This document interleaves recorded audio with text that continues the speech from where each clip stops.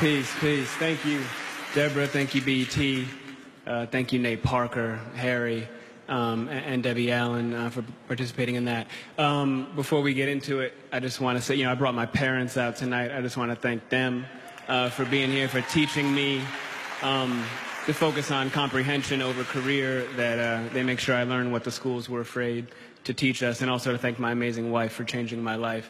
Now, this award, this is not for me. This is for the real organizers all over the country, the activists, the civil rights attorneys, the struggling parents, the families, the teachers, the students that are realizing that a system built to divide and impoverish and destroy us cannot stand if we do.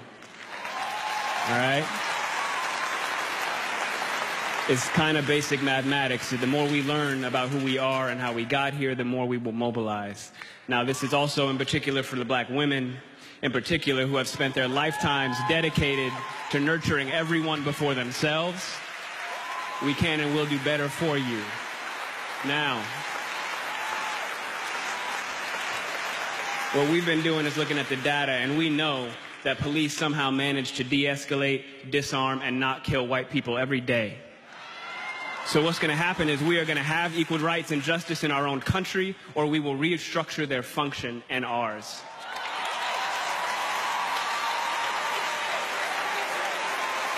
Now,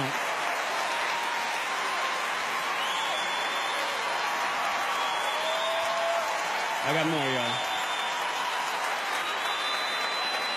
Yesterday would have been young Tamir Rice's 14th birthday.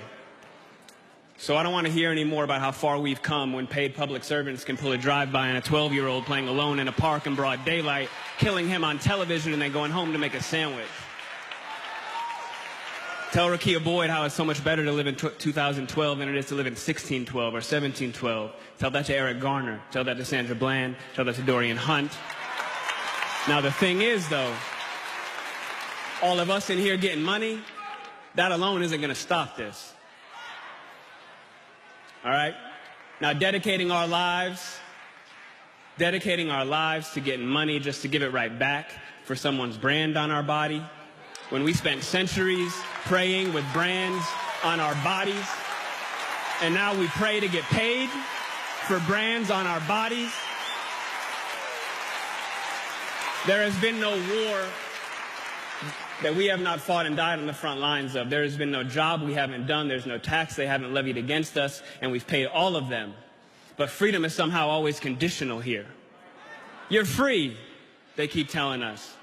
But she would have been alive if she hadn't acted so free. Now, freedom is always coming in the hereafter. But you know what, though? The hereafter is a hustle. We want it now. And let's get a couple things straight. Just a little side note. The burden of the brutalized is not to comfort the bystander. That's not our job. All right, stop with all that. If you have a critique for the resistance, for our resistance, then you better have an established record of critique of our oppression. If you have no interest in equal rights for black people, then do not make suggestions to those who do. Sit down.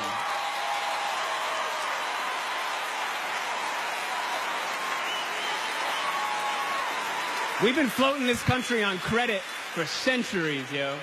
And we're done watching and waiting while this invention called whiteness uses and abuses us, burying black people out of sight and out of mind while extracting our culture, our dollars, our entertainment like oil, black gold, ghettoizing and demeaning our creations, then stealing them, gentrifying our genius, and then trying us on like costumes before discarding our bodies like rinds of strange fruit.